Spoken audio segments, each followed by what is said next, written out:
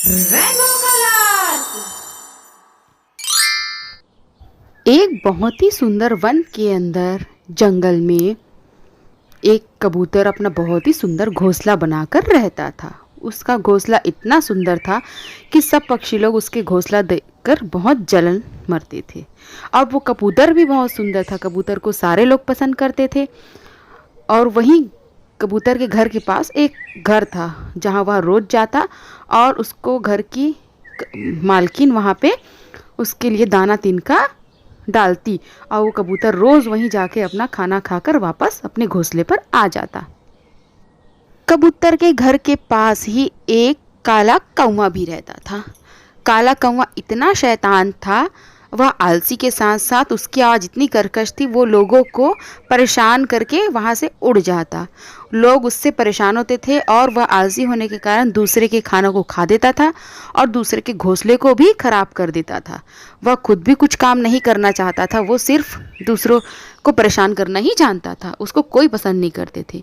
और वो उसने एक दिन देखा कि कबूतर तो एक औरत खाना दे रही है, तो इसने सोचा मैं भी कुछ ऐसा करूं जिससे मुझे खाना फ्री में मिलने लग जाए। तो एक सुबह कबूतर अपने घर को साफ़ करते रहता है और साफ़ करने के बाद अपने घर के लिए कुछ घास फूस लेकर आते ही रहता है, तो उसका पैर ज़मीन के में फंस जाता है और वह सोचने लग जाता है कि क्या करूं ऐसा कुछ कि मेरा पैर निकल जाए।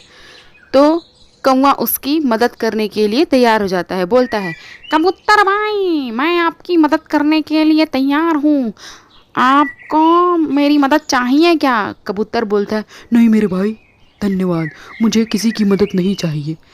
फिर कौवा फिर से बोलता है, चलो मैं तुम्हारे रस्सी को तोड़ देता हूँ। ऐसा कहकर वह आता है और पैर में लगी रस्सी को काट देता है, जिससे कबूतर फ्री हो जाता है।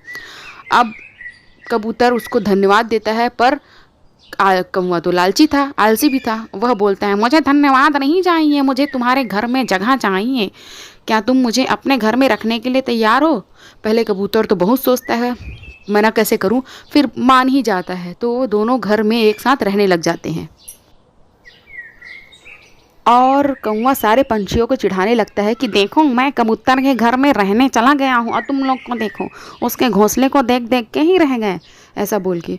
और वह सोचता है कि किसी तरह कबूतर भी मेरे लिए दाना तिनका लाने लग जाए, पर कबूतर ऐसा कभी नहीं करता। वह रोज़ उस किचन के सामने जाता और दाना तिनका उठाकर ले आता। उसको मांस कभी नहीं खाना रहता था कबूतर को, पर कौवा को तो रोज़ नया नया मांस चाहिए। वह एक दिन रसोई में चुपचाप जाता है, उसको मछली बनने की खुशबू आ जाती है और वह सोचता है कि आज तो मैं यह मछली खाकर ही रहूँगा।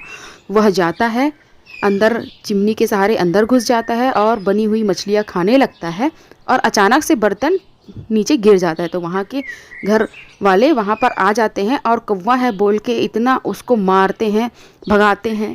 कौवा बेचारा अपना जान बचाकर धीरे धीरे भाग जाता है वहाँ से, लेकिन उसको बहुत पछतावा होता है कि उसको अच्छे से खाना भी नसीब नहीं हुआ करके।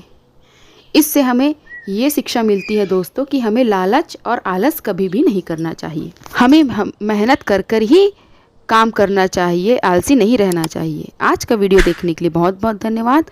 मेरे चैनल को लाइक, शेयर एंड सब्सक्राइब करिए।